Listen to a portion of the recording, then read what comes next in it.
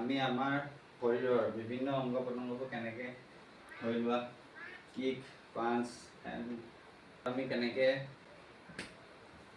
Knocking কৰিব লাগে প্ৰেক্টিছৰ কাৰণে, হাৰ্ড প্ৰেক্টিছৰ কাৰণে তাকে আমি দেখাই আছোঁ। নক কৰিবলৈ হ'লে আমি ফাৰ্ষ্ট টাইম যেনেকৈ ক্ৰিকেট খেলাৰ বেটত আমি হাতুৰিয়ে নক কৰি লওঁ, ঠিক তেনেকৈ আমাৰ এই হাতবিলাককো আমি নকিং কৰিব লাগে যাতে আমাৰ মাংস পেশীবিলাক কি হয় কঠোৰ হয় আৰু দৃঢ় হয়, শক্তিশালী হয়। চ' আজি তাৰে অকণমান আপোনাক ডেমো কৰি আছোঁ।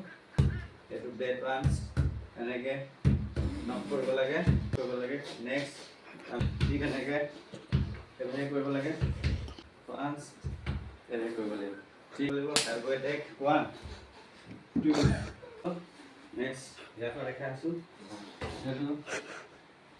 সেইটো